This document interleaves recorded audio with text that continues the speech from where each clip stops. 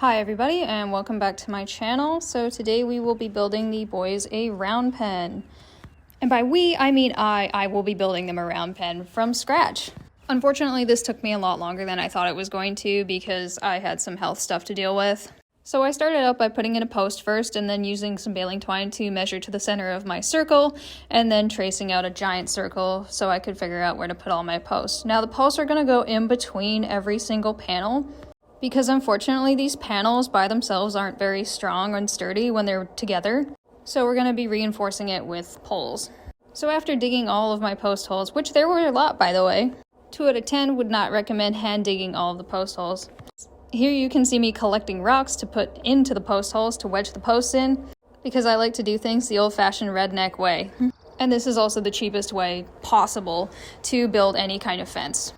The thing with this method is when you're doing it, you have to dig about 2 feet per post hole. And here you can see me digging a bit more because I didn't think that post was quite in far enough. And then all your rocks go in.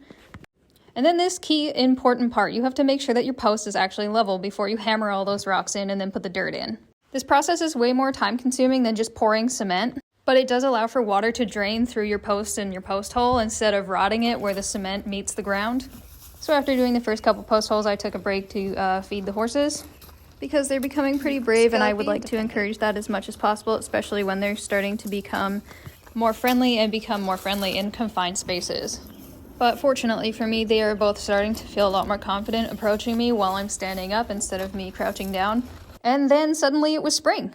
So here I am digging the last couple post holes, and I would highly recommend using a crowbar to actually dig these holes because it just makes post hole digging so much easier. And because I am super cheap and broke, I used baling twine to secure all of my panels.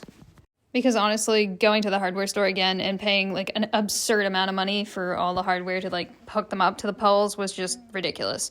And honestly, I am pretty sure I could run the baling twine that I collect around the entire face of the earth. At least twice. And so here we are, a more or less finished round pen, complete with a real gate and everything. So then I decided to see if they would actually come into this confined space with me and hang out. That, and after all of that hard work, I really wanted to just sit down.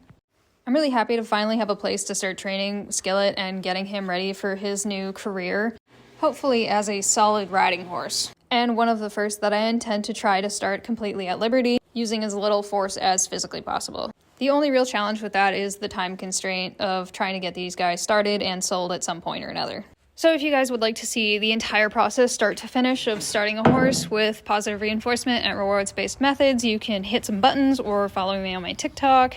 I'm also intending to release the full unedited videos onto my Patreon for anyone who wants to see the full and unedited version, which may or may not include commentary, I'm not sure yet.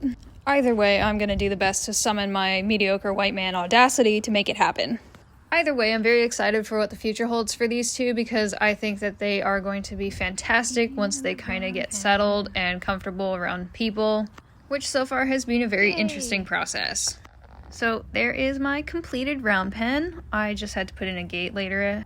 And honestly, this last few weeks, it's been so nice to have a space to actually work with these guys individually rather than both of them being together, because it actually just makes it more effective as far as training goes. So if you guys have made it, you are almost at the end of the video. Thank you so much for watching. And if you want to watch Skillet's journey and his progression, feel free to hit subscribe. That really helps me out. So big thank you for supporting me.